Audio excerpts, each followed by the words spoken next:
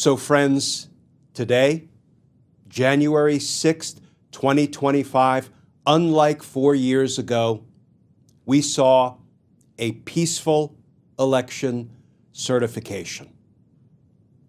Unlike 4 years ago when Donald Trump lost. So he and his band of insurrectionists attacked the Capitol, assaulted police officers, destroyed property because they didn't like the results.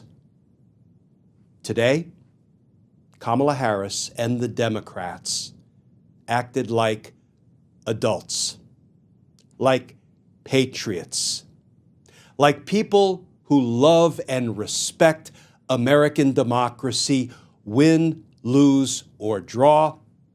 And today, Kamala Harris presided over an orderly, peaceful election certification process. Let's talk about that, because justice matters.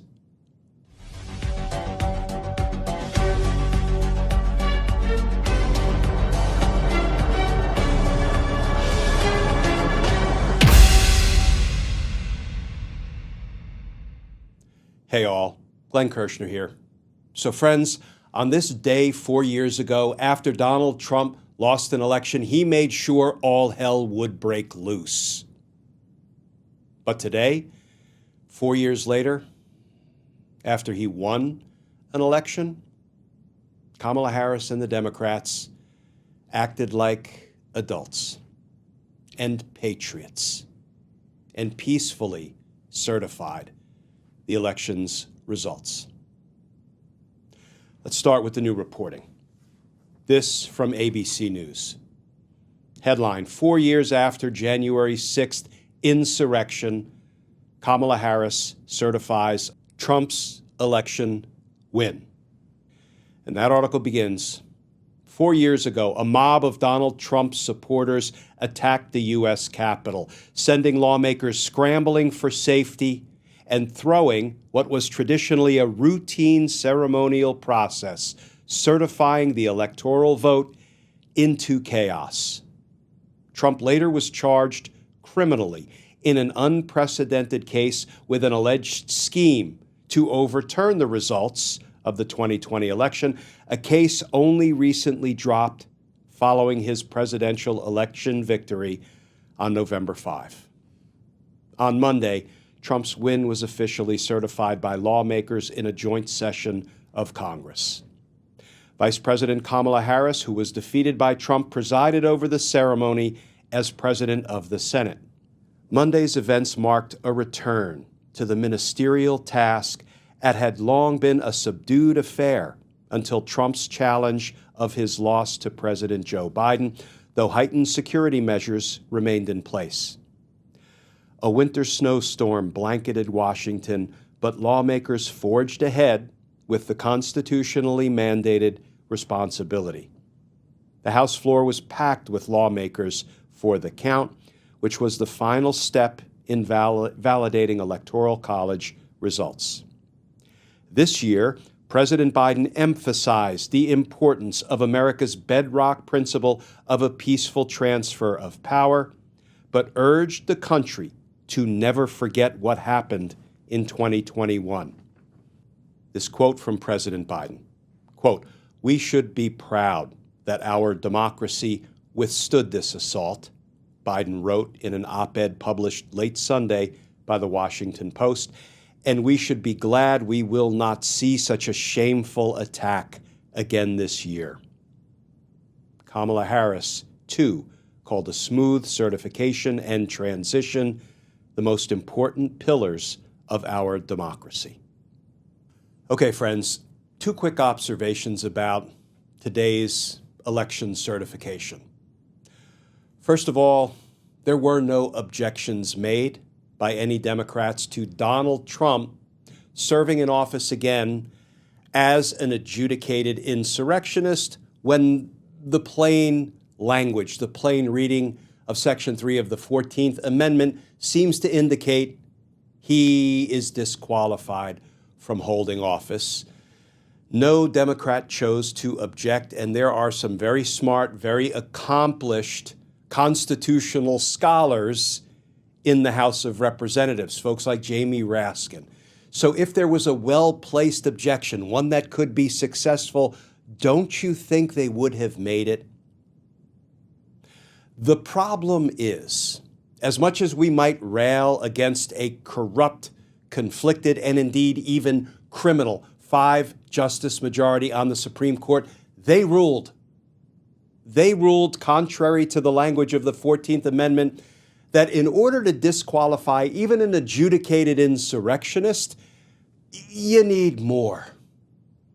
Somehow they created out of thin air the requirement that Congress pass a new law implementing the 14th Amendment's disqualification. I disagree with that. But there is no appeal from a Supreme Court ruling. There's no higher court, no higher body or organization that we can go to try to get it overturned when the Supreme Court abuses its judicial discretion. So we knew we were stuck with it.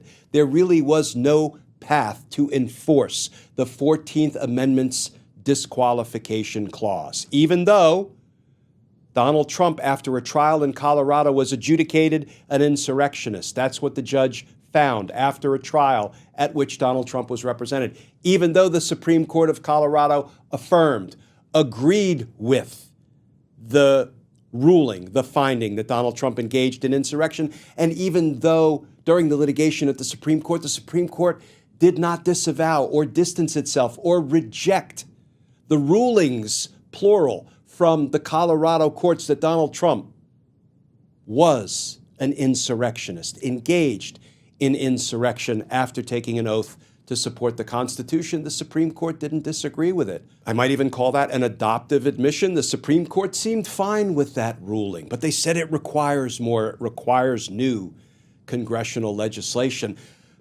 But let's recall that Congress also previously announced that Donald Trump incited an insurrection in his second impeachment when a healthy bipartisan majority of the House of Representatives voted favorably the article of impeachment, incitement of insurrection, sent it to the Senate for a trial where a healthy majority, bipartisan majority of the senators voted him guilty on that article of insurrection. 57 of them, in fact, to 43, voted that indeed Donald Trump did incite an insurrection.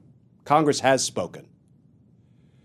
Of course, Congress didn't reach the requisite 2/3, 67 votes to remove him from office, but they clearly voted him guilty. They found that he incited the insurrection. Congress has acted. They did act. There should be no need for additional legislation, but the Supreme Court said there is, and that's why there were no objections lodged to the certification of the Electoral College results today. I know it's frustrating, but here's the second point, friends. Let's not fight yesterday's battles. We lost that one. Let's fight tomorrow's battle. You know, we are virtually in an election cycle. Midterms are coming in 2 years. Let's leave the infighting and the backstabbing, the dissension, the dysfunction, the disarray to the Republicans. It's coming. We already see it. Let's leave that to them. How about if we fight tomorrow's battle?